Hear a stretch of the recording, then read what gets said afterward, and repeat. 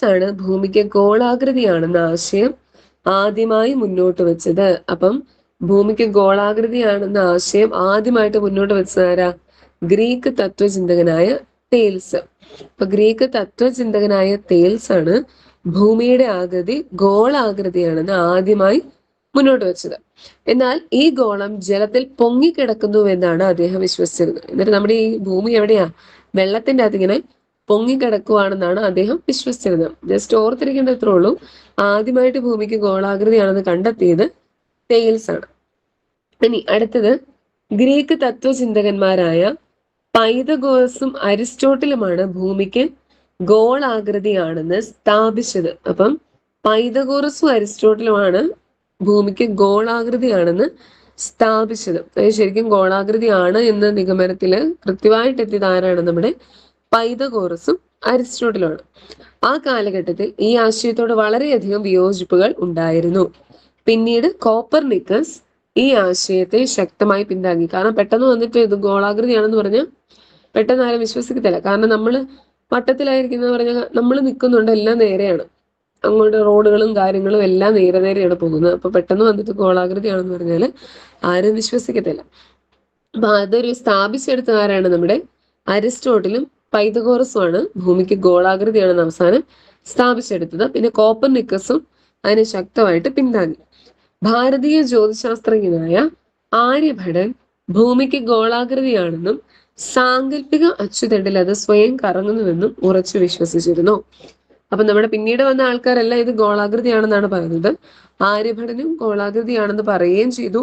അതുപോലെ തന്നെ ഒരു സാങ്കല്പിക അച്ചുതണ്ടിൽ നിന്നാണ് ഭൂമി സ്വയം കറങ്ങുന്നുവെന്നും ഉറച്ചു വിശ്വസിച്ചിരുന്നു.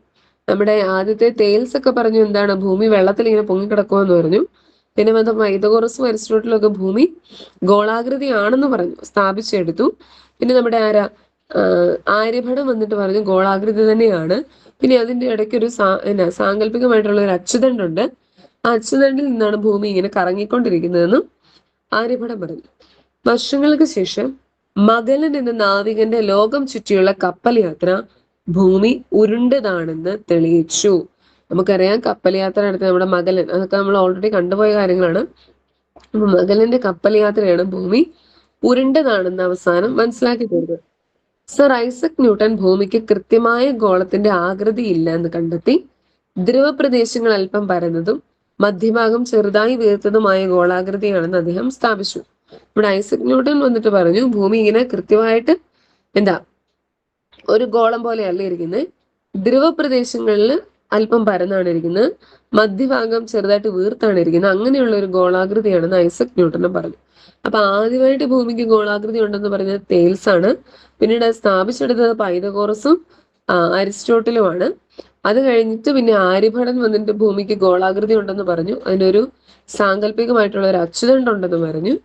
ഇനി പിന്നെ വർഷങ്ങൾക്ക് ശേഷം മഗലൻ എന്ന നാവികൻ ഭൂമി മൊത്തം കറങ്ങി വന്നപ്പോഴാണ് മനസ്സിലായത് ഭൂമി ഉരുണ്ടതാണെന്ന് മനസ്സിലാക്കി.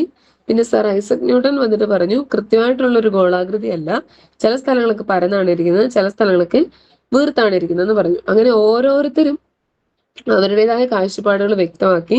അങ്ങനെ അവസാനം ഭൂമി ഏകദേശം പരന്നല്ല, ഏകദേശം ഒരു ഗോൾ ആകൃതിയാണ് ഇരിക്കുന്നതെന്ന് നമ്മുടെ ശാസ്ത്രജ്ഞന്മാർ അല്ലെങ്കിൽ തത്വചിന്തകന്മാരത് തെളിയിച്ചു.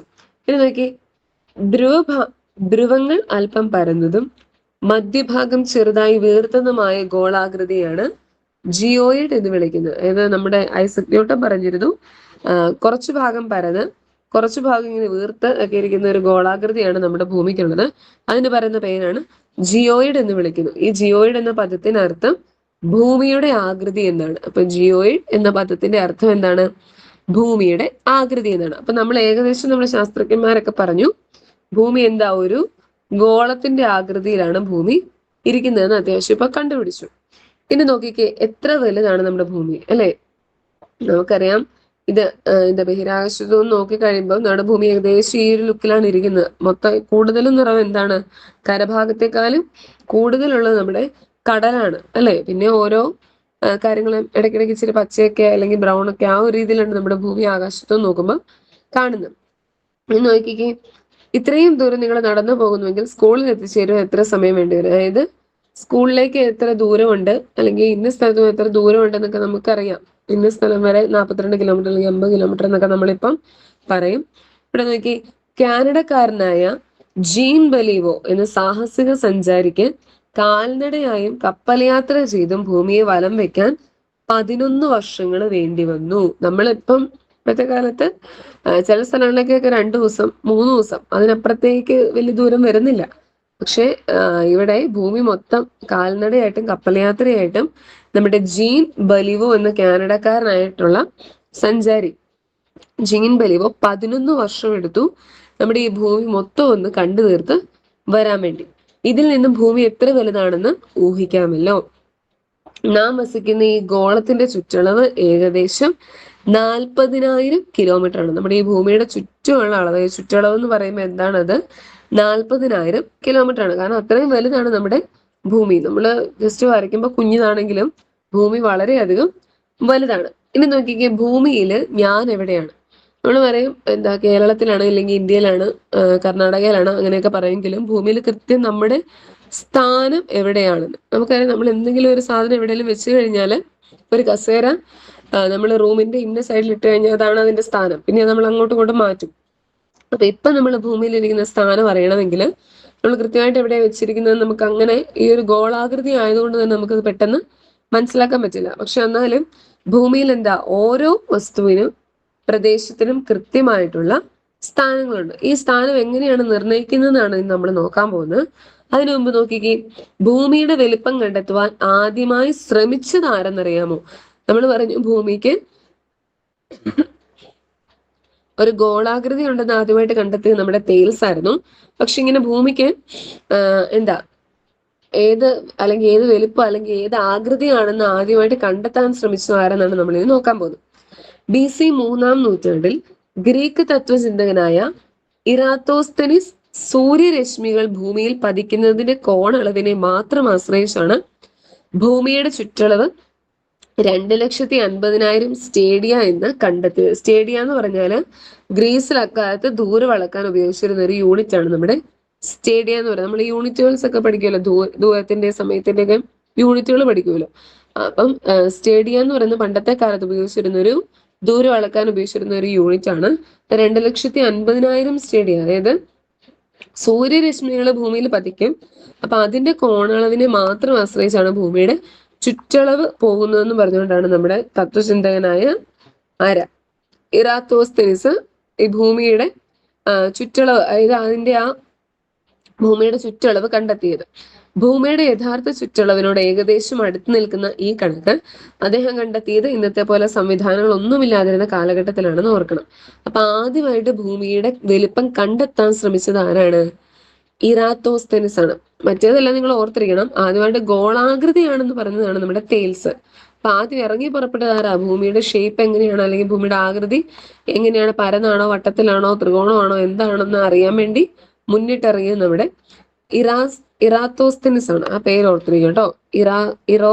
ഇറാത്തോസ്തനിസ് ആണ് നമ്മുടെ ഭൂമിയുടെ ആകൃതി ആദ്യമായിട്ട് എങ്ങനെയാണ് എന്ന് കണ്ടെത്താൻ വേണ്ടി നോക്കിയത്.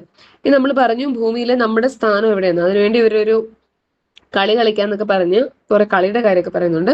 പക്ഷെ നമുക്കിപ്പോൾ അതിലേക്ക് പോകണ്ട. ഇവിടെ നോക്കി, നമ്മൾ പറഞ്ഞു ഭൂമിയുടെ ആകൃതി ഏകദേശം ഒരു ഗോളാകൃതിയാണ്. ഗോളാകൃതിയിലുള്ള എന്തൊക്കെ സാധനങ്ങളാണ് നമുക്കറിയാം. അവിടെ പന്ത് അല്ലെ, പന്ത് ഏകദേശം ഗോളാകൃതിയിലാണ് ഇരിക്കുന്നത്. അതിൻ്റെ അകത്തൊരു വണ്ടിയുടെ പടം ഒട്ടിച്ചിട്ടുണ്ട്. അപ്പൊ ഈ വണ്ടി ഇരിക്കുന്ന എവിടെയാന്ന് നമുക്ക് കൃത്യമായിട്ട് പറയാൻ പറ്റുന്നുണ്ടോ? നടുക്കാണോ, മേളിലാണോ, താഴെയാണോ, ഏത് സൈഡിൽ അല്ലെങ്കിൽ അരികിലാണോ, ഏതാണ് നമുക്ക് കൃത്യമായിട്ട് പറയാൻ പറ്റുന്നില്ല അല്ലെ. അപ്പൊ അങ്ങനെ നമുക്ക് ഭൂമിയുടെ ഇതുപോലെ തന്നെയാണ് നമ്മൾ ഓരോരുത്തരും ഭൂമിയിൽ ഇരിക്കുമ്പം എവിടെ നടുക്കാണോ, അരികിലാണോ, അറ്റത്താണോ, അല്ലെങ്കിൽ അപ്പുറത്തെ സൈഡിലാണോ, എവിടെയായിരിക്കുന്നത് നമുക്ക് പറയാൻ പറ്റുന്നില്ല. അപ്പൊ അതിനായിട്ട് നമ്മൾ എന്ത് ചെയ്യും? ഭൂമിയില് അതായത് നമ്മുടെ ഈ പന്തേ തന്നെ കുറെ നെടുകയും കുറുകയൊക്കെ കുറെ വരകൾ അങ്ങിട്ട് കൊടുക്കും. നോക്കിക്കേ, നെടുകയും കുറുകയും കുറെ വരകൾ ഇട്ടു. നമ്മൾ ഈ വരകളുടെ പേരെല്ലാം അന്ന് പറഞ്ഞാണ് 5-ാം ക്ലാസ്സിൽ പഠിച്ചപ്പോൾ.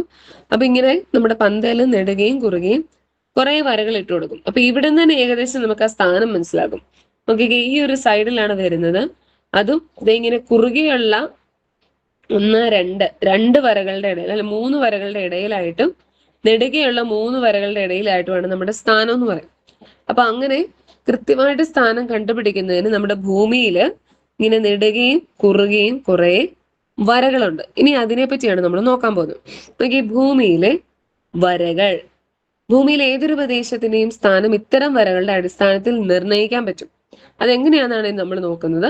ഈ വരകൾ ഓരോന്നും കൃത്യമായ കോണീയ അളവുകളുടെ അടിസ്ഥാനത്തിലാണ് ഗോളോപരിതലത്തിൽ വരച്ചിട്ടുള്ളത്. നമ്മുടെ ഗ്ലോബ്, നമുക്ക് നോക്കുമ്പോൾ അറിയാം, അതിൻ്റെ അകത്ത് കുറെ നെടുകയും കുറുകയും എല്ലാം വരകളുണ്ട്.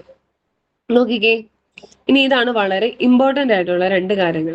ഒരു ഗ്ലോബില് നെടുകയും കുറുകയും വരകൾ വരച്ചിരിക്കുന്ന കണ്ടില്ലേ? ഇല്ലേ? നമുക്ക് അറിയാം, നമ്മൾ ഗ്ലോബ് വരയ്ക്കുമ്പോൾ അതിന്റെ നെടുകയും കുറുകയും എല്ലാം വരകൾ വരയ്ക്കാറുള്ളതാണ്. നെടുകെ കാണുന്ന വരകളെ അക്ഷാംശ രേഖകൾ എന്നും കുറുകെ കാണുന്ന വരകളെ രേഖാംശ രേഖകൾ എന്നും പറയും. അപ്പൊ നെടുകെ കാണുന്ന വരകളെ എന്താ പറയാ?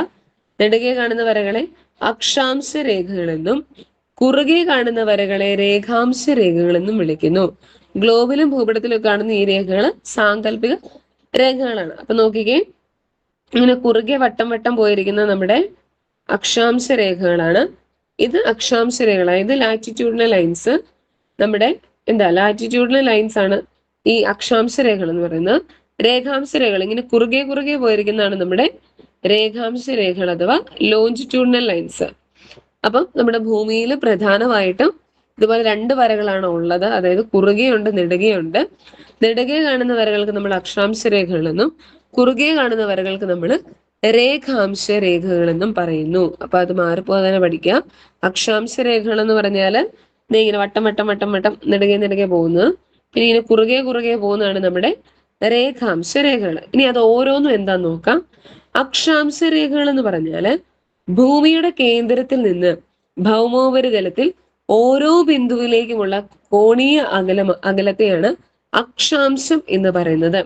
ഇത്തരത്തിലുള്ള ഒരേ കോണീയ അളവുകളെ തമ്മിൽ യോജിപ്പിച്ചാൽ അക്ഷാംശ രേഖകളാകും. നമ്മൾ പറഞ്ഞു, ഭൂമിയുടെ കേന്ദ്രത്തിൽ നിന്ന് ഭൗമോപരിതലത്തിൽ ഓരോ ബിന്ദുവിലേക്കുമുള്ള കോണീയ അകലത്തെയാണ് അക്ഷാംശം എന്ന് പറയുന്നത്. നമ്മൾ പറഞ്ഞു ഇത് ഈ ഒരു വട്ടത്തിലാണ് ഇരിക്കുന്നത്. ഇത് ഭൂമി നമ്മൾ വരയ്ക്കുമ്പോൾ അതിന്റെ ആ ഒരു കേന്ദ്രത്തിൽ നിന്ന് കോണീയ അളവുണ്ട്, ഇങ്ങനെ കൃത്യമായിട്ടുള്ള അളവുണ്ട്. ആ അളവുകളിലേക്ക് തമ്മിൽ യോജിപ്പിച്ചു പോകുമ്പോൾ വരയ്ക്കുന്ന രേഖയാണ് ഏത്? നമ്മുടെ അക്ഷാംശ രേഖകൾ എന്ന് പറയുന്നത്. അതായത് ഭൂമിയുടെ കേന്ദ്രത്തിൽ നിന്ന് ഭൗമോപരിതലത്തിലെ ഓരോ ബിന്ദുവിലേക്കുമുള്ള കോണീയ അകലത്തെയാണ് അക്ഷാംശം എന്ന് പറയുന്നത്.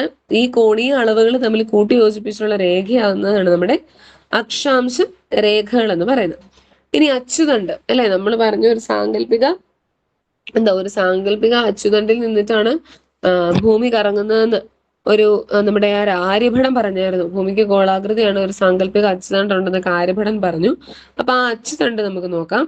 ഒരു പന്തിന്റെ മധ്യഭാഗത്തു കൂടി ഒരു ദണ്ട് കടത്തി പന്തിനെ ഒന്ന് കറക്കി നോക്കും.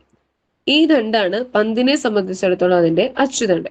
ഇതുപോലെ ഭൂമിയുടെ കേന്ദ്ര ഭാഗത്തുകൂടി കടന്നു പോകുന്ന ഒരു ദണ്ടുണ്ടെന്ന് സങ്കല്പിക്കൂ. ഈ സാങ്കല്പിക ദണ്ടാണ് ഭൂമിയുടെ അച്ചുതണ്ട്. ഇതുണ്ടോ, ഈ നടുക്കൂടി ഇങ്ങനെ ഒരു സാധനം പോയിട്ടുണ്ടെന്ന് ഓർക്കുക. അതാണ് നമ്മുടെ ഭൂമിയുടെ അച്ചുതണ്ട് എന്ന് പറയുന്നത്. ഈ അച്ചുതണ്ടിനെ അടിസ്ഥാനമാക്കിയാണ് ഭൂമി സ്വയം കറങ്ങുന്നത്. ഈ അച്ചുതണ്ട് അവിടെ ഇങ്ങനെ നടുക്കൂടെ നിൽക്കുകയാണ്. ഇതിനെ അടിസ്ഥാനമാക്കിയിട്ടാണ് ഭൂമി സ്വയം കറങ്ങുന്നത്. അപ്പൊ ഈ അച്ചുതണ്ട് ഇങ്ങനെ പോയിട്ടുണ്ട്. ഈ നടുക്കൂടെ കണ്ട ഡോട്ടഡ് ലൈൻ ഉണ്ട്. നമ്മൾക്കറിയാം ഏതാണ് നമ്മുടെ 0 ഡിഗ്രി. അതായത് ഭൂമധ്യരേഖ അല്ലെ, നമ്മുടെ 0 ഡിഗ്രി ഈക്വലാറ്ററൽ എന്ന് പറഞ്ഞ് നമ്മൾ പറയുന്നതാണ്. നമ്മുടെ 0 ഡിഗ്രി ആ ലൈന്, അതായത് ഭൂമധ്യരേഖ, അതിനപ്പുറത്തേക്കും ഇപ്പുറത്തേക്കും എല്ലാം ഭാഗങ്ങളുണ്ട്. ഇത് നമ്മൾ പറഞ്ഞാണ്, ഇത് ഉത്തര ധ്രുവവും താഴെ വരുന്നത് നമ്മുടെ ദക്ഷിണ ധ്രുവവും. അതായത് നമ്മളൊരു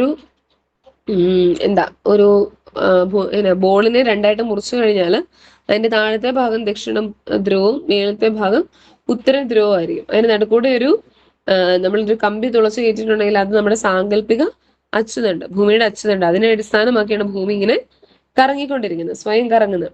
ഇനി നോക്കി, അക്ഷാംശ രേഖകൾ വരയ്ക്കാന്ന് പറഞ്ഞത് ഒരു പന്ത് മുറിച്ചിട്ട് ഈ ഒരു രീതിയിലാക്കിയിട്ട് നമ്മുടെ ഉത്തര ധ്രുവവും ദക്ഷിണ ധ്രുവമൊക്കെ കാണിച്ചുകൊണ്ട് അതില് വരകളൊക്കെ കൃത്യമായിട്ട് കോണളവൊക്കെ തന്നുകൊണ്ട് ഇങ്ങനെ വരച്ച് കാണിച്ചിട്ടുണ്ട്. നമുക്ക് അതൊന്നും ഉണ്ടാക്കേണ്ട കാര്യമില്ല.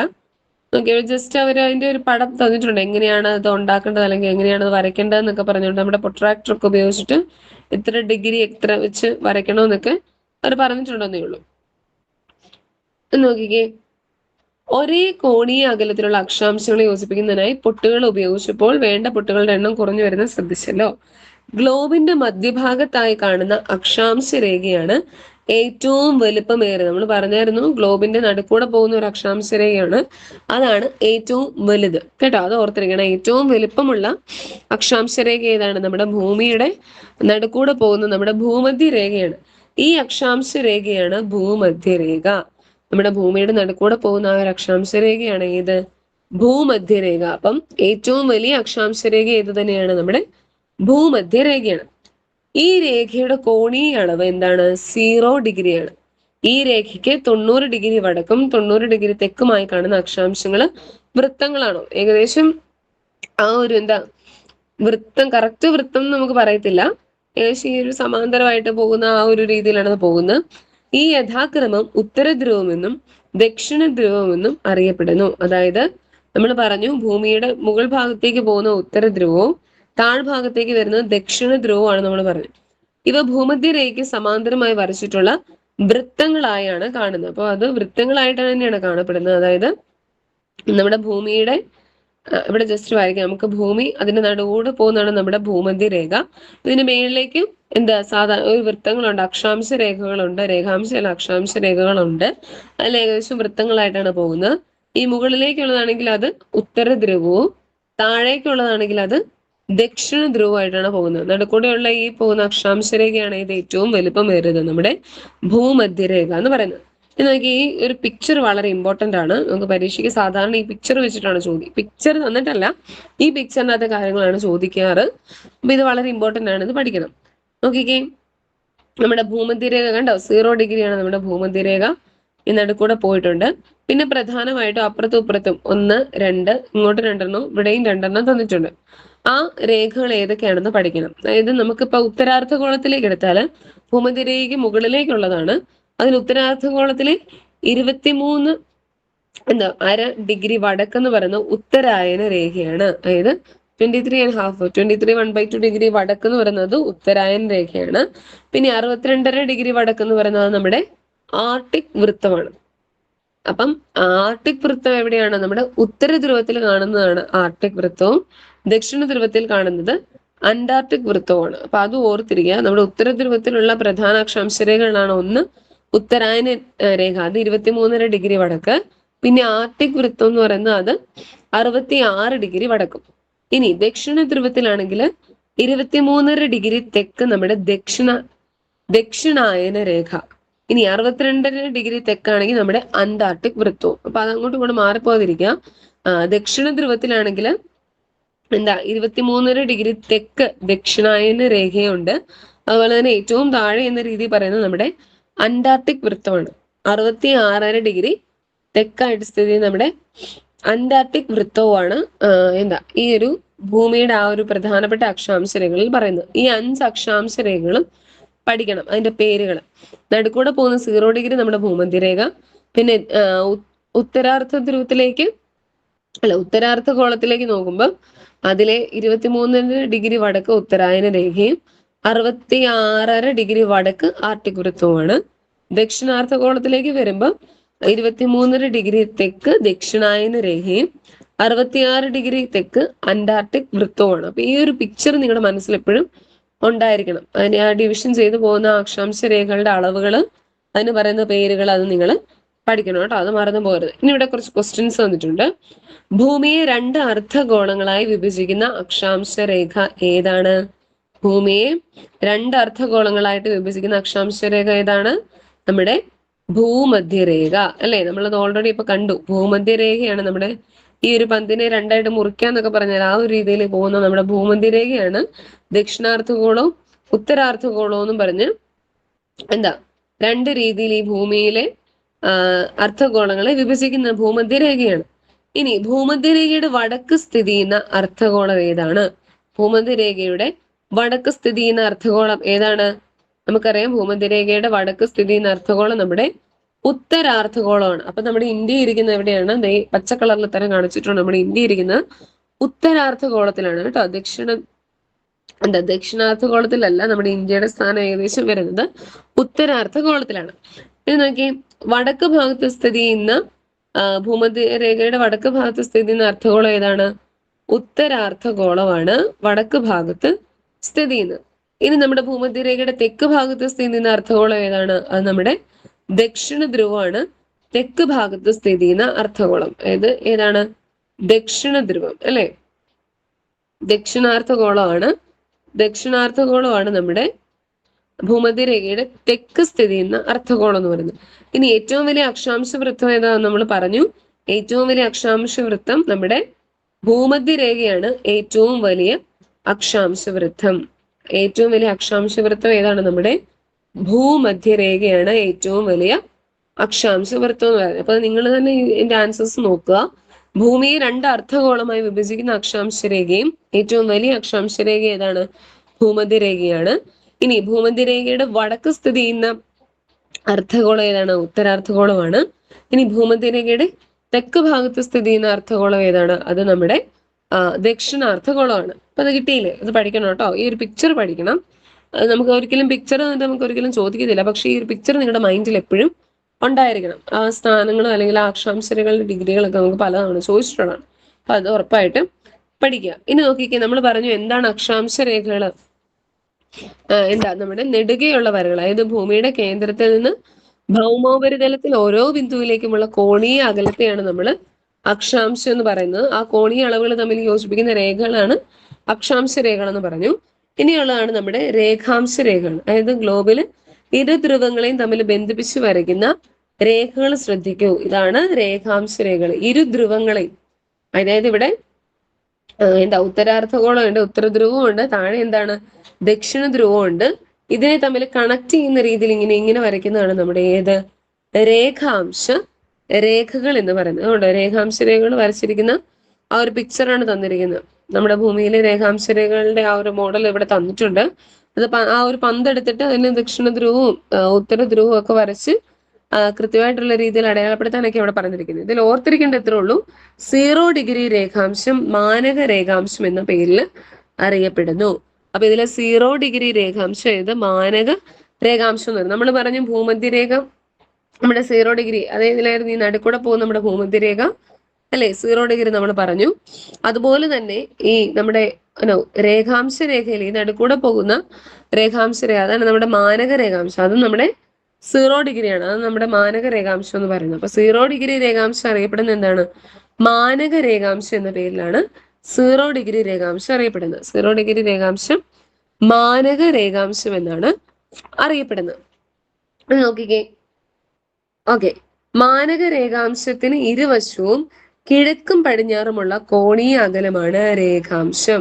നമ്മൾ പറഞ്ഞു ഏതാണ് ഈ മാനക രേഖാംശം? ഈ നടുക്കൂടെ പോകുന്നതാണ് മാനക രേഖാംശം. ഇതിന്റെ കിഴക്കും പടിഞ്ഞാറുമുള്ള കോണീയ അകലമാണ് രേഖാംശം എന്ന രീതിയിൽ വരുന്നത്. ഇങ്ങനെ മാനക രേഖാംശത്തിൽ നിന്നും ഒരേ കോണീയ അകലമുള്ള രേഖാംശങ്ങളെ തമ്മിൽ ബന്ധിപ്പിച്ചുകൊണ്ട് വരയ്ക്കുന്ന സാങ്കല്പിക രേഖകളാണ് നമ്മുടെ രേഖാംശ രേഖകൾ. നമ്മൾ പറഞ്ഞു ആ ഒരു കോണീയ അളവുകളുണ്ട്. ആ ഒരു കോണീയ അളവുകളെ തമ്മിൽ കണക്ട് ചെയ്ത് വരയ്ക്കുന്ന സാങ്കല്പിക രേഖകളാണ് നമ്മുടെ, അതായത് കുറുകെ വരയ്ക്കുന്ന രേഖകളാണ് നമ്മുടെ രേഖാംശ രേഖകൾ. ഇനി ഈ രേഖകളെല്ലാം ഉത്തര ധ്രുവത്തിലും ദക്ഷിണ ധ്രുവത്തിലും കൂട്ടിമുട്ടുന്നില്ലേ? മാനക രേഖാംശത്തിന് ഇരുവശവുമായി 180 ഡിഗ്രി വീതം രേഖാംശങ്ങളാണ് ഉള്ളത്. നമ്മൾ പറഞ്ഞു ഇത് കണ്ടോ, 0 ഡിഗ്രി മാനക രേഖാംശ രേഖ എന്ന് പറഞ്ഞ് ഇവിടെ കാണിച്ചിട്ടുണ്ട്. ഇതാണ് നമ്മുടെ 0 ഡിഗ്രി മാനക രേഖാംശ രേഖ. അതിനെ കണക്ട് ചെയ്ത് ഉത്തര ധ്രുവവും ദക്ഷിണ ധ്രുവവും തമ്മിൽ കണക്ട് ചെയ്യുന്നുണ്ട്. ആ കണക്ട് ചെയ്യുന്ന ഭാഗത്ത് എന്താണ് 180 ഡിഗ്രിയാണ് അതിന്റെ രേഖാംശങ്ങൾ. 180 ഡിഗ്രി വീതത്തിൽ രേഖാംശങ്ങൾ ഉണ്ട്. അപ്പൊ അതാണ് നമ്മുടെ രേഖാംശ രേഖ എന്ന് പറയുന്നത്. നമ്മൾ പറഞ്ഞു അക്ഷാംശ രേഖയാണെങ്കിൽ ഇങ്ങനെ നെടുകെ പോവും, ആ ഒരു കോണീയ അളവുകൾ തമ്മിൽ കണക്ട് ചെയ്ത് വരികയും. ഇത് നമ്മുടെ രേഖാംശ രേഖയാണെങ്കിൽ അതിനെ തമ്മിൽ എന്താണ് കുറുകെ പോകുന്ന വരകളാണ് നമ്മുടെ രേഖാംശ രേഖകൾ എന്ന് പറയുന്നത്. അതിലെ 0 ഡിഗ്രി രേഖാംശ രേഖയാണ് നമ്മൾ മാനക രേഖാംശം എന്ന് പറയുന്നത്. 0 ഡിഗ്രി രേഖാംശത്തിന് നമ്മൾ മാനക രേഖാംശം എന്നും പറയുന്നു. ഇവിടെ മാനക രേഖാംശം പറഞ്ഞിട്ടുണ്ട്. പിന്നെ ഈ നടുക്കൂടെ പോകുന്നത് നമ്മൾ എന്താ പറഞ്ഞത്? ഭൂമധ്യ രേഖ എന്നും പറയും. ഇത് നോക്കിക്കേ, കിഴക്ക് അർദ്ധഗോളത്തിലെ രേഖാംശ രേഖകളെ കിഴക്ക് രേഖാംശ രേഖകളെന്നും പടിഞ്ഞാറ് അർദ്ധഗോളത്തിലുള്ളവയെ പടിഞ്ഞാറ് രേഖാംശ രേഖകളെന്നും വിളിക്കുന്നു. നമ്മൾ ആ വടക്കും തെക്കുള്ളതിനെയൊക്കെ ആർട്ടിക് വൃത്തം അല്ലെങ്കിൽ അന്റാർട്ടിക് വൃത്തം, പിന്നെ നമ്മുടെ ഉത്തരായന രേഖ, ദക്ഷിണായന രേഖ എന്നൊക്കെ നമ്മൾ പറഞ്ഞായിരുന്നു. അപ്പൊ അതുപോലെ കിഴക്കുള്ളതിനെ കിഴക്ക് രേഖാംശ രേഖകളെന്നും പടിഞ്ഞാറുള്ള രേഖാംശ രേഖേനെ പടിഞ്ഞാറ് രേഖാംശ രേഖകളും നമ്മൾ വിളിക്കുന്നുണ്ട്. ഇനി പറയൂ, പാഠഭാഗത്തിന്റെ തുടക്കത്തിൽ നമ്മുടെ എങ്ങനെയാ സ്ഥാനം മനസ്സിലാക്കുന്നത് മനസ്സിലായില്ലേ? നമ്മുടെ ഈ അക്ഷാംശ രേഖകളും അല്ലെങ്കിൽ രേഖാംശ രേഖകളുടെയും അടിസ്ഥാനത്തിലാണ് ഭൂമിയിലെ നമ്മുടെ സ്ഥാനം കൃത്യമായിട്ട് നിർണ്ണയിക്കുന്നത്. അപ്പൊ അത് ഓർത്തിരിക്കുക, ഭൂമിയിൽ ഒരു സ്ഥലത്തിന്റെ സ്ഥാനം കൃത്യമായിട്ട് നിർണ്ണയിക്കുന്നത് എങ്ങനെയാണ്? അക്ഷാംശ രേഖകളെയും രേഖാംശ രേഖകളെയും അടിസ്ഥാനമാക്കിയാണ് ഭൂമിയിലെ ഒരു വസ്തുവിന്റെ സ്ഥാനം നിർണ്ണയിക്കുന്നത്. അപ്പൊ ഭൂമിയിൽ ഒരു വസ്തുവിന്റെ സ്ഥാനം നിർണ്ണയിക്കുന്നത് എങ്ങനെയാണ്? അക്ഷാംശ രേഖകളുടെയും രേഖാംശ രേഖകളുടെ അടിസ്ഥാനത്തിലാണ് നമ്മുടെ ഭൂമിയിൽ ഒരു വസ്തുവിന്റെ സ്ഥാനം നിർണ്ണയിക്കുന്നത്. ഇനി ഇവിടെ തന്നിട്ടുണ്ട്, നോക്കിക്കേ, ഒരു ഭൂപടം. നമ്മുടെ ഇന്ത്യയുടെ സ്ഥാനം അത് വളരെ ഇമ്പോർട്ടന്റ് ആണ്. ഇന്ത്യയുടെ സ്ഥാനം നമ്മൾ പറഞ്ഞു, ഈ ഒരു വരകൾ, ഇത് വളരെ കുറച്ചുകൂടി സൂം ഔട്ടൊക്കെ ചെയ്ത് കാണിച്ചിട്ടുണ്ടെന്നേ ഉള്ളൂ. ഈ വരകൾ എന്താണ്? ഇത് ഇങ്ങനെ വടക്ക് വടക്ക് വടക്കെന്നും പറഞ്ഞുകൊണ്ട് ഒരു വലിയ വര കിടക്കുന്നുണ്ട്. ഇത് ഏതാണ്? നമ്മുടെ അക്ഷാംശ രേഖകളാണ്, അല്ലെ? ഇത് നമ്മുടെ അക്ഷാംശ രേഖകളും ഈ കുറുകെ കിടക്കുന്ന വരകൾ ഏതാണ്? നമ്മുടെ രേഖാംശ രേഖകളാണ്. അപ്പൊ നമ്മുടെ ഇന്ത്യയുടെ സ്ഥാനം ഏകദേശം ഏതിനൊക്കെ ഇടയ്ക്കായിട്ടാണ് വരിക? ഈ ബോക്സിനകത്ത് കൊടുത്തിട്ടുണ്ട്, അത് പഠിച്ചാൽ മതി. ബാക്കി രാജ്യങ്ങളുടെ നമ്മൾ വലിയ കാര്യം പഠിക്കണ്ട. അപ്പം ഇവിടെ ബോക്സിന്റെ അകത്ത് കൊടുത്തിരിക്കുന്ന ഈ ഒരു കാര്യം പഠിക്കുക. അതായത് എന്താണ്? ഇന്ത്യ അക്ഷാംശ രേഖ നമ്മൾ പറഞ്ഞു, ഈ വടക്ക് അത് 8 ഡിഗ്രി വടക്കിനും 38 ഡിഗ്രി വടക്കിനും ഇടയിലായിട്ടാണ് ഇന്ത്യയുടെ അക്ഷാംശ രേഖ. ഇത് അക്ഷാംശ രേഖ ഏത് 8 ഡിഗ്രി വടക്കിനും 38 ഡിഗ്രി വടക്കിനുമായിട്ടാണ് നമ്മുടെ ഇന്ത്യ സ്ഥിതി ചെയ്യുന്നത്. 8 ഡിഗ്രി വടക്ക് എന്ന് ഇവിടെ കാണിച്ചിട്ടുണ്ട്. 8 ഡിഗ്രി വടക്ക്, 38 ഡിഗ്രി വടക്ക്, അത് ഇപ്പുറത്തെ സൈഡിലും ഉണ്ട്. ഇത് ഈ രണ്ട് അക്ഷാംശ രേഖകളുടെ ഇടയിലാണ് നമ്മുടെ ഇന്ത്യ കിടക്കുന്നത്. 8 ഡിഗ്രി വടക്കും 38 ഡിഗ്രി വടക്കിനും, അതുപോലെ തന്നെ 68 ഡിഗ്രി കിഴക്കിനും 68 ഡിഗ്രി കിഴക്കിനും നമ്മുടെ 98 ഡിഗ്രി കിഴക്കിനും ഇടയ്ക്കുള്ള രേഖാംശ രേഖയ്ക്കിടയിലാണ് നമ്മുടെ ഇന്ത്യയുടെ സ്ഥാനം. മനസ്സിലായോ? അതായത് അക്ഷാംശ രേഖകൾ 8 ഡിഗ്രി വടക്കിനും 38 ഡിഗ്രി വടക്കിനും ഇടയിലാണ് ഇന്ത്യയുടെ സ്ഥാനം. രേഖാംശ രേഖ ഏതാണ്? 68 ഡിഗ്രി കിഴക്കും 98 ഡിഗ്രി കിഴക്കും. അപ്പൊ ഈ രണ്ട് ഈ അക്ഷാംശ രേഖയ്ക്കും രേഖാംശ രേഖയ്ക്കും ഇടയിലാണ് നമ്മുടെ ഇന്ത്യയുടെ സ്ഥാനം. അതിന്റെ അളവാണ് പറഞ്ഞിരിക്കുന്നത്. 8 ഡിഗ്രി വടക്ക് 38 ഡിഗ്രി വടക്കുള്ള നമ്മുടെ അക്ഷാംശ രേഖയ്ക്കും 68 ഡിഗ്രി കിഴക്ക് 98 ഡിഗ്രി കിഴക്കായിട്ടുള്ള നമ്മുടെ രേഖാംശ രേഖയ്ക്കും ഇടയിലാണ് ഇന്ത്യയുടെ സ്ഥാനം. നമ്മൾ മുമ്പേ ആ ഗ്ലോബിന്റെ അകത്ത് കണ്ടായിരുന്നു. ജസ്റ്റ് ഈ ഒരു ഗ്ലോബ് ഞാൻ ചുമ്മാ വരയ്ക്കാം. ഇതില് ഇന്ത്യ ഇങ്ങനെ കിടക്കുകയാണെങ്കിൽ ഇതാണ് ഇന്ത്യ കിടക്കുന്നതെങ്കിൽ നമ്മൾ പറഞ്ഞു ഏതാണ്? അക്ഷാംശ രേഖ ഈ 8 ഡിഗ്രി, ഈ ഒരു അക്ഷാംശ രേഖയ്ക്കും, സോറി ഞാൻ അയച്ചിട്ടൊന്നുകൂടെ വരയ്ക്കാം. ഈ ഇങ്ങനെ അക്ഷാംശ രേഖകൾ പോകുന്നുണ്ടെന്ന് നമ്മൾ പറഞ്ഞു, അല്ലെ? അതില് ഈ 8 ഡിഗ്രി നമ്മുടെ 8 ഡിഗ്രി വടക്കും 38 ഡിഗ്രി വടക്കിനും ഇടയിലായിട്ടാണ് നമ്മുടെ ഇന്ത്യയുടെ സ്ഥാനം എന്ന് പറഞ്ഞു. അപ്പൊ ഈ ഒരു ഇത് നമ്മൾ മുമ്പേ പറഞ്ഞായിരുന്നു, ഉത്തര ധ്രുവത്തിലാണ് നമ്മുടെ ഇന്ത്യയുടെ സ്ഥാനം എന്ന് പറയുന്നത്, ദക്ഷിണ ധ്രുവത്തിലല്ല. ഭൂമധ്യരേഖയ്ക്ക് മുകളിലായിട്ടാണ് നമ്മുടെ ഇന്ത്യയുടെ സ്ഥാനം. അപ്പം 8 ഡിഗ്രി വടക്കിനും 38 ഡിഗ്രി വടക്കിനും, അതായത് ആ ഒരു അക്ഷാംശ രേഖയ്ക്കിടയിലും, അതുപോലെ തന്നെ നമ്മുടെ 68 ഡിഗ്രി കിഴക്കിനും 98 ഡിഗ്രി കിഴക്കിനുമായിട്ടുള്ള രേഖാംശ രേഖയ്ക്ക് ഇടയിലായിട്ടാണ് നമ്മുടെ ഇന്ത്യയുടെ സ്ഥാനം. കണ്ടോ? ഇത് 68 ഡിഗ്രിയുടെ നമ്മുടെ രേഖാംശവും ഇത് 98 ഡിഗ്രിയുടെ രേഖാംശവുമാണ്. അപ്പൊ ഈ താഴത്തേതാണെങ്കിൽ ഇങ്ങനെ പറയും, ഇത് 8 ഡിഗ്രിയുടെ നമ്മുടെ അക്ഷാംശവും ഇത് 38 ഡിഗ്രിയുടെ അക്ഷാംശമാണ്. ഇതിന്റെ ഇടയിലാണ് നമ്മുടെ ഇന്ത്യയുടെ സ്ഥാനം. പിന്നെ ഓർത്തിരിക്കുക, ഇന്ത്യ സ്ഥിതി ചെയ്യുന്നത് ദക്ഷിണ ധ്രുവത്തിലല്ല, നമ്മുടെ ഉത്തര ധ്രുവത്തിലാണ് ഇന്ത്യ സ്ഥിതി ചെയ്യുന്നത്. ഭൂമധ്യരേഖയ്ക്ക് മുകളിലായിട്ടാണ് ഇന്ത്യയുടെ സ്ഥാനം കിടക്കുന്നത്, അത് ഉത്തര ധ്രുവത്തിലാണ്. അപ്പൊ ഈ ഒരു ടേബിളിലെ ഇന്ത്യയുടെ സ്ഥാനം അത് വളരെ ഇമ്പോർട്ടന്റ് ആണ് കേട്ടോ. ബാക്കി നമുക്ക് അങ്ങനെ രാജ്യങ്ങൾ പഠിക്കേണ്ട കാര്യമില്ല, അവിടെ ജസ്റ്റ് ഇത് പറഞ്ഞിട്ടുണ്ടെന്നേ ഉള്ളൂ. അപ്പൊ ഇന്ത്യയുടെ ഇത് വളരെ ഇമ്പോർട്ടന്റ് ആണ്, അത് പഠിക്കുക. അക്ഷാംശ രേഖ ഏതാണ്? 8 ഡിഗ്രി വടക്കിനും 38 ഡിഗ്രി വടക്കിനും ഇടയിലായിട്ടും, രേഖാംശ രേഖയാണെങ്കിൽ ഏത് രേഖാംശ രേഖകൾക്കിടയിലാ? 68 ഡിഗ്രി കിഴക്കിനും നമ്മുടെ 98 ഡിഗ്രി കിഴക്കിനും ഇടയിലായിട്ടാണ് നമ്മുടെ ഇന്ത്യയുടെ സ്ഥാനം. അത് ചിലപ്പോൾ ഓപ്ഷനിൽ സ്റ്റേറ്റ്മെന്റ് ടൈപ്പിൽ തന്നെ ചോദിക്കാം. അപ്പൊ അത് ഓർത്തിരിക്കുക കേട്ടോ, ഏതാണ് ശരിയായിട്ടുള്ളതെന്ന് ഓർത്തിരിക്കാം. അടുത്ത നോക്കി, നമ്മൾ എന്നും പറയുന്ന കാര്യമാണ്, നമ്മൾ ഇവിടെ നിന്ന് വിളിക്കുമ്പോൾ രാവിലെയാണ്, നമ്മുടെ അമേരിക്കയിലൊക്കെ ആയിട്ടൊക്കെ വിളിക്കുമ്പോൾ ആ സമയം രാത്രിയാണ്. അപ്പൊ ഇവർക്ക് ഡൗട്ട്, ഒരാൾ ഇവിടെ ഉറങ്ങുന്നു, മറ്റേ ആൾ അതേ സ്കൂളിൽ പോകുന്നു. അപ്പൊ എങ്ങനെയാണ് ഈ ഭൂമി, അതായത് നമ്മൾ ഇവിടെ പകലായിട്ടിരിക്കുമ്പോൾ അവിടെ എങ്ങനെയാണ് രാത്രി? അതാണ് നമ്മൾ ഇനി നോക്കാൻ പോകുന്നത്. അപ്പൊ അതിനൊരു പരീക്ഷണം പിള്ളേർ ചെയ്യുന്നുണ്ട്. അവരൊരു മുറിയില് ഒരു ഗ്ലോബ് എടുത്തിട്ട്, അത് ഇരുട്ടാണ് ആ മുറിയിൽ, ഗ്ലോബിന്റെ ഒരു സൈഡിലേക്ക് ടോർച്ച് അടിച്ചു. അപ്പൊ മറ്റേ സൈഡിൽ എന്താണ്? മറ്റേ സൈഡ് മൊത്തം ഇരുട്ടാണ്. അതായത് പ്രകാശം ലഭിക്കുന്ന ഭാഗത്ത് വെളിച്ചവും പ്രകാശം ലഭിക്കുന്നില്ലാത്ത ഭാഗത്ത് ഇരുട്ടുമാണ്. അപ്പൊ അതാണ് നമ്മൾ നോക്കുന്നത്. ഇവിടെ ഒരു ചിത്രം തന്നിട്ടുണ്ട്, നോക്കിയേ. സൂര്യപ്രകാശം ലഭിക്കുന്ന ഭാഗത്ത് എന്താണ്? പകലാണ്. സൂര്യപ്രകാശം ലഭിക്കാത്ത ഭാഗത്ത് രാത്രിയാണ്. അപ്പൊ അതാണ് നമ്മൾ ഇനി നോക്കുന്നത്. എങ്ങനെയാണ് ഈ പകലും രാത്രിയും ഉണ്ടാകുന്നത് എന്നാണ് നമ്മൾ നോക്കുന്നത്. നമുക്കറിയാം, സൂര്യൻ കറങ്ങുന്നുണ്ടോ? ഇല്ല. സൂര്യൻ അവിടെ ഫിക്സഡ് ആയിട്ട് സൂര്യൻ ഇങ്ങനെ നിപ്പുണ്ട്. ഭൂമി നമ്മൾ പറഞ്ഞു സാങ്കല്പികമായിട്ടുള്ള ഒരു അച്ചുതണ്ടി കിടന്ന് ഭൂമി ഇങ്ങനെ പയ്യെ പയ്യെ കറങ്ങിക്കൊണ്ടിരിക്കുകയാണ്, അല്ലെ? സൂര്യനെ വലം വെച്ചുകൊണ്ടിരിക്കുകയാണ്, കറങ്ങുന്നുമുണ്ട്. അതുപോലെ തന്നെ സൂര്യനെ ഇങ്ങനെ വലം വെക്കുന്നുമുണ്ടെന്ന് നമ്മൾ പഠിച്ചിട്ടുള്ള കാര്യമാണ്. അപ്പൊ അങ്ങനെയാണ് പോകുന്നത്. അപ്പൊ നോക്കിക്കേ, ഭൂമിയിൽ രാത്രിയും പകലും ഉണ്ടാകുന്ന എങ്ങനെയാണ് നമ്മൾ പറഞ്ഞു. ജസ്റ്റ് ഗ്ലോബിന്റെ ഒരു സൈഡിലേക്ക് മാത്രം വെട്ടമടിച്ചാൽ അവിടെ മാത്രം വെട്ടമുള്ളൂ, അപ്പുറത്തെ സൈഡിൽ ഇരുട്ടാണ്. അപ്പൊ ഇതുപോലെ തന്നെയാണ് ഭൂമിയിൽ രാത്രിയും പകലും ഉണ്ടാകുന്നത്.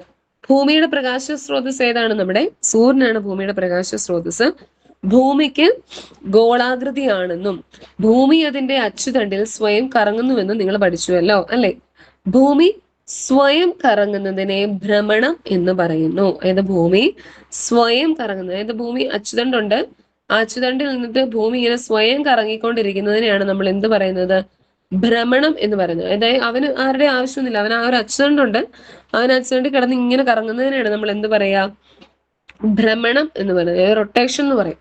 ഇത് ഭൂമി സ്വയം തന്റെ അച്ചുതണ്ടിൽ ഇരുന്നിട്ട് കറങ്ങുന്നതിനെയാണ് നമ്മൾ ഭ്രമണം എന്ന് പറയുന്നത്. ഇനി നോക്കിക്കേ, ഭ്രമണം മൂലം സൂര്യൻ അഭിമുഖമായി വരുന്ന ഭാഗം പ്രകാശിതമാകുന്നതിനാൽ പകൽ അനുഭവപ്പെടുന്നു. എന്നാൽ മറുഭാഗത്ത് സൂര്യപ്രകാശം എത്താത്തതിനാൽ രാത്രിയായിരിക്കും. നമ്മളിപ്പോ ചെയ്ത ആ ഒരു പരീക്ഷണം പോലെ തന്നെ നമ്മുടെ സൂര്യൻ ഇവിടെ ഇങ്ങനെ നിൽക്കുന്നു, അല്ലെ? സൂര്യൻ ഇവിടെ നിൽപ്പുണ്ട്. അപ്പൊ ഭൂമി ഇങ്ങനെ കറങ്ങി കറങ്ങി വരുമ്പോ ഈ ഭൂമിയുടെ ഇത്രയും ഭാഗം, അപ്പൊ ഈ ഒരു ഭാഗമാണല്ലോ സൂര്യപ്രകാശം കിട്ടുന്നത്. അപ്പൊ ആ ഭാഗം എന്തായിരിക്കും? ആ ഭാഗത്ത് പകലായിരിക്കും, അല്ലെ? സൂര്യപ്രകാശം കിട്ടുന്ന ഈ ഭൂമി ഇങ്ങനെ കറങ്ങി കറങ്ങിയുടെ ഈ ഭാഗം, സൂര്യന്റെ ഈ ഭാഗം സൂര്യന്റെ ഫ്രണ്ടിലേക്ക് വരുന്ന ആ ഒരു ഭാഗത്താണ് സൂര്യപ്രകാശം ലഭിക്കുക, അവിടെ പകലായിരിക്കും. ഇപ്പുറത്തെ ഭാഗത്ത് സ്വാഭാവികമായും ഇരുട്ടായിരിക്കും. പ്രകാശം കിട്ടുന്നില്ലാത്ത ഭാഗം സ്വാഭാവികമായിട്ടും ഇരുട്ടായിരിക്കും. ഇതിന്റെ കാരണം എന്താണ്? ഭ്രമണമാണ് കാരണം. അപ്പൊ ഭ്രമണം മൂലമാണ് നമ്മുടെ ഭൂമിയിൽ രാത്രിയും പകലും ഉണ്ടാകുന്നത്. അപ്പൊ ആ ഒരു സ്റ്റേറ്റ്മെന്റ് ഓർത്തിരിക്കുക. എന്താണ്? ഭ്രമണം മൂലമാണ്, അതായത് ഭൂമി ഇങ്ങനെ സ്വയം കറങ്ങുന്നത് മൂലമാണ് എന്ത്? രാത്രിയും പകലും നമ്മുടെ ഭൂമിയിൽ ഉണ്ടാകുന്നത്. ഇനി അതാണ് നമ്മൾ പറയാൻ പോകുന്നത്. അതായത് ഭൂമിക്ക് ഒരു ഭ്രമണം പൂർത്തിയാക്കാൻ 24 മണിക്കൂർ സമയം വേണം. ഒരു ദിവസം, അല്ലെ? ഭൂമിക്ക് ഒരു ദിവസം വേണം ഈ ഭ്രമണം പൂർത്തിയാക്കാൻ. പിന്നെ നോക്കിയാൽ ഭൂമിയിൽ പകലും രാത്രിയും മാറി മാറി അനുഭവപ്പെടുന്ന എന്ത് മൂലമാണ്? ഭ്രമണം മൂലമാണ് ഭൂമിയിൽ പകലും രാത്രിയും മാറി മാറി അനുഭവപ്പെടുന്നത്. ഇനി ഈ ഭ്രമണം പൂർത്തിയാക്കാൻ എത്ര സമയം വേണം? 24 മണിക്കൂർ. അതായത് ഒരു ദിവസം വേണം ഈ ഒരു ഭ്രമണം പൂർത്തിയാകാൻ വേണ്ടി. അപ്പൊ ഓർത്തിരിക്കേണ്ടത്, ഭ്രമണം എന്നാൽ ഭൂമി സ്വന്തം അച്ചുതണ്ടിൽ നിന്ന് തന്നെത്താനെ കറങ്ങുന്നതിനെയാണ് നമ്മൾ ഭ്രമണം എന്ന് പറയുന്നത്. ഭ്രമണം മൂലമാണ് രാത്രിയും പകലും ഭൂമിയിൽ ഉണ്ടാകുന്നത്. ഒരു ഭ്രമണം പൂർത്തിയാകാൻ 24 മണിക്കൂർ, അതായത് ഒരു ദിവസം വേണ്ടിവരും. ഇനി നമ്മൾ പറഞ്ഞു ഭൂമിയുടെ ഭ്രമണം എവിടെ നിന്ന് എങ്ങോട്ടാണ്? അത് പലതവണ ചോദിച്ചിട്ടുള്ള, സയൻസിൻ്റെ ചോദിച്ചിട്ടുണ്ട്, സോഷ്യലിനകത്ത് ചോദിച്ചിട്ടുള്ളതാണ്. ഭൂമിയുടെ ഭ്രമണം എങ്ങോട്ടാണ്? PK എന്ന് ഓർത്തിരിക്കുക. അതായത് പടിഞ്ഞാറ് നിന്ന് കിഴക്കോട്ടാണ് ഭൂമിയുടെ ഭ്രമണം. ഭൂമിയുടെ ഭ്രമണം നടക്കുന്നത് എങ്ങോട്ടാണ്? പടിഞ്ഞാറ് നിന്ന് കിഴക്കോട്ടാണ്. അതുകൊണ്ടാണ് നമ്മൾ പറയും, പടിഞ്ഞാറ് നിന്ന് കിഴക്കോട്ട് പോകുമ്പോഴാണ് നമ്മൾ പറയുന്നത് കിഴക്ക് സൂര്യൻ ഉദിച്ചിട്ട് പടിഞ്ഞാറ് അസ്തമിക്കുന്നു നമ്മൾ പറയുന്നത്. അപ്പൊ നോക്കിയാൽ ഭൂമിയിൽ മുകളിൽ തന്നിട്ടുള്ള ചിത്രങ്ങളിൽ ഭൂമിയിൽ പകൽ അനുഭവപ്പെടുന്ന ഭാഗം മഞ്ഞ ക്രയോൺ ഉപയോഗിച്ചു, രാത്രി അനുഭവപ്പെടുന്ന കറുത്തൊക്കെ വെച്ച് അടിക്കാൻ പറഞ്ഞിട്ടുണ്ട്. വേണം നമുക്ക് ചുമ്മാ ഒന്ന് അടിക്കാൻ മനസ്സിലാക്കാൻ വേണ്ടി. നമ്മുടെ സൂര്യപ്രകാശം വരുന്ന ഈ ഒരു ഇത്രയും ഭാഗം എന്തായിരിക്കും? പകലായിരിക്കും, അല്ലെ? ഇപ്പുറത്ത് നമ്മുടെ ചന്ദ്രൻ കിടപ്പുണ്ട്, കണ്ടോ? ഈ ഒരു ഭാഗത്ത് എന്തായിരിക്കും അവസ്ഥ? വെട്ടം കിട്ടാത്ത ഈ ഒരു ഭാഗം രാത്രിയായിരിക്കും. ഇനി ഇപ്പുറത്തും ഇതുപോലെ തന്നെ ഭൂമി ഇനി കറങ്ങി കറങ്ങി വന്നപ്പോ നോക്കിക്കേ, ഈ ഒരു ഭാഗത്താണ് ഇപ്പം വെട്ടം വന്നിരിക്കുന്നത്. മുമ്പേ ഇരുട്ടായിരുന്ന ഭാഗത്താണ് ഇപ്പം പ്രകാശം വന്നിരിക്കുന്നത്. പിന്നെ ഇപ്പം ബാക്കി അടുത്ത ഭാഗത്ത് എന്ത് വന്നു? നമ്മുടെ കറുത്ത നിറം, അതായത് വെട്ടമൊന്നും ഇല്ല, സൂര്യപ്രകാശം ഇവിടെ ലഭിക്കുന്നില്ല. അപ്പൊ നോക്കി, ഇനി ഉദയവും അസ്തമയവും. ഭൂമിയുടെ ഭ്രമണം മൂലമാണ് സൂര്യന്റെ സ്ഥാനം മാറുന്നതായി നമുക്ക് ദൃശ്യമാണ്. നമ്മൾ ഓർക്കുന്നത് സൂര്യനാണ് കിടന്ന് കറങ്ങിക്കൊണ്ടിരിക്കുന്നത്, അല്ലെ? സൂര്യന്റെ ഇവിടെ നിന്ന് കറങ്ങി രാത്രിയാകുമ്പോൾ മറ്റേ പടിഞ്ഞാറ് പോയിട്ട് അസ്തമിക്കുന്നു എന്ന് പറയും. നമ്മൾ പറയും സൂര്യനാണ് കിടന്ന് കറങ്ങുന്നത്. പക്ഷെ സൂര്യനല്ല, നമ്മുടെ ഭൂമിയാണ് സൂര്യനെ ഇങ്ങനെ ചുറ്റിക്കൊണ്ടിരിക്കുന്നത്. അപ്പൊ നമുക്കറിയാം അതിനനുസരിച്ച് നിഴലുകൾ മാറുന്നുണ്ട്. അല്ലെങ്കിൽ നമ്മൾ വാഹനങ്ങളിലൊക്കെ പോകുമ്പോൾ ഈ മരങ്ങളും കെട്ടിടങ്ങളും ഒക്കെ എന്താ പുറകോട്ട് പുറകോട്ട് മാഞ്ഞു പോകുന്നതായിട്ടൊക്കെ നമുക്ക് തോന്നും, അല്ലെങ്കിൽ ഓടിപ്പോകുന്നതായിട്ട് നമുക്ക് തോന്നും. അപ്പൊ ഇതൊക്കെ എന്തുകൊണ്ടാണ്? ഭൂമി ചലിക്കുന്നുണ്ടെന്ന് നമ്മൾ ഓർത്തു പോകും. അതായത് നമ്മൾ നടക്കുന്നതനുസരിച്ച്, അല്ലെങ്കിൽ ഭൂമി നടക്കുന്നതനുസരിച്ചാണ് നമ്മളും പോകുന്നതെന്നൊക്കെ നമുക്ക് തോന്നും. പക്ഷെ അങ്ങനെയല്ല. ഇത് ഭൂമിയിൽ നിന്ന് വളരെ അകലെയായിട്ട് സ്ഥിതി ചെയ്യുന്ന സൂര്യൻ കിഴക്കുദിക്കുകയും പടിഞ്ഞാറ് അസ്തമിക്കുകയും ചെയ്യുന്നതായിട്ട് നമുക്ക് ദൃശ്യമാകുന്നുണ്ട്. അതായത് നമുക്കറിയാം സൂര്യൻ കിഴക്കുദിച്ചിട്ട് പടിഞ്ഞാറ് അസ്തമിക്കുന്നുണ്ട്. പക്ഷെ അത് എന്തുകൊണ്ടാണ് നമുക്ക് അങ്ങനെ തോന്നുന്നത്? അതായത് ഭൂമി സ്വയം കറങ്ങുന്നുണ്ട്. സൂര്യൻ അവിടെ തന്നെയാണ് നിൽക്കുന്നത്, ഭൂമി സ്വയം കറങ്ങുന്നുണ്ട്. അതുപോലെ തന്നെ എന്ത് ചെയ്യുന്നുണ്ട്? സൂര്യനെയും ചുറ്റുന്നുണ്ട്. അതാണ് ഏറ്റവും ഇമ്പോർട്ടന്റ് ആയിട്ടുള്ള കാര്യം. ഇനി നോക്കിക്കേ, ഇവിടെ ഒരു നിഴല് വരുന്ന കാര്യം. അതായത് ഭൂമിയുടെ ഭ്രമണം പടിഞ്ഞാറ് നിന്ന് കിഴക്കോട്ടായതിനാലാണ് സൂര്യൻ കിഴക്കുദിച്ച് പടിഞ്ഞാറ് അസ്തമിക്കുന്നതായിട്ട് നമുക്ക് തോന്നുന്നത്. അപ്പൊ അങ്ങനെ നമ്മുടെ ഭൂമി ഇങ്ങനെ കറങ്ങിക്കൊണ്ടിരിക്കുന്ന സമയത്ത് സൂര്യന്റെ പ്രകാശം കിട്ടുന്ന സമയമാണ്. അതായത് രാവിലെ, ഉച്ച, പിന്നെ വൈകുന്നേരം ആകുമ്പോഴത്തേനും നമ്മുടെ നിഴലുകൾക്കെല്ലാം വ്യത്യാസമുണ്ട്. ചില സമയത്ത് രാവിലെ നമ്മുടെ നിഴൽ ഫ്രണ്ടിലായിരിക്കും, ഉച്ച സമയമാകുമ്പോൾ നമ്മുടെ കൃത്യം നമ്മുടെ തലയുടെ മുകളിലായിരിക്കും സൂര്യൻ വരിക. അപ്പൊ അത് കൃത്യം നമ്മൾ ആ നിൽക്കുന്ന സ്ഥലത്തായിരിക്കും. പിന്നെ വൈകുന്നേരം ആകുമ്പോഴത്തേനും നമ്മുടെ നിഴല് പുറകോട്ട് മാറും. അപ്പൊ ആ ഒരു രീതിയിൽ, അതായത് നമ്മുടെ ഭൂമിയുടെ ഭ്രമണം മൂലമാണ് ഈ പകലും രാത്രിയും, അല്ലെങ്കിൽ നമുക്ക് സൂര്യൻ കിഴക്കുദിച്ച് പടിഞ്ഞാറ് അസ്തമിക്കുന്നതായിട്ടൊക്കെ നമുക്ക് തോന്നുന്നത്. ഇനി നോക്കിക്കേ, മാറുന്ന കാലങ്ങൾ. നമ്മൾ പറഞ്ഞു ഭൂമിയിൽ രാത്രിയും പകലും ഉണ്ടാകുന്ന ഭ്രമണം മൂലമാണെങ്കിൽ ഈ ഋതുക്കൾ മാറി മാറി വരുന്നതിന് വേറൊരു കാരണമാണുള്ളത്. അതായത് ഭൂമി അതിന്റെ സാങ്കല്പിക അച്ചുതണ്ടിനെ ആധാരമാക്കി സ്വയം കറങ്ങുന്നതിനോടൊപ്പം സൂര്യനെയും വലം വെക്കുകയും ചെയ്യുന്നു. ഈ വലം വെക്കൽ പരിക്രമണം, അതായത് നമ്മുടെ റെവല്യൂഷൻ എന്ന് പറയുന്നു. അപ്പൊ പരിക്രമണം എന്ന് പറഞ്ഞാൽ എന്താണ്? റെവല്യൂഷൻ. അതായത് ഭൂമി സ്വയം കറങ്ങുന്നത് നമ്മൾ പറഞ്ഞു, ഭൂമി സ്വന്തമായിട്ട് കറങ്ങുന്നുണ്ടെന്ന് പറഞ്ഞു, അതാണ് നമ്മുടെ ഭ്രമണം. അതുകൂടാതെ തന്നെ നമ്മുടെ ഈ സൂര്യനെ കൂടി നമ്മുടെ ഭൂമി ഇങ്ങനെ വലം വെച്ച് പോകുന്നുണ്ട്. അതിനെയാണ് നമ്മൾ പരിക്രമണം എന്ന് പറയുന്നത്, റെവല്യൂഷൻ എന്ന് പറയുന്നത്. ഈ പരിക്രമണത്തിന്റെ ഭാഗമായിട്ടാണ് നമ്മുടെ ഈ ഋതുക്കൾ മാറി മാറി വരുന്നത്. അതായത് ചില സമയത്ത് മഴ, ചില സമയത്ത് നല്ല ചൂട്, ചില സമയത്ത് നല്ല തണുപ്പ്.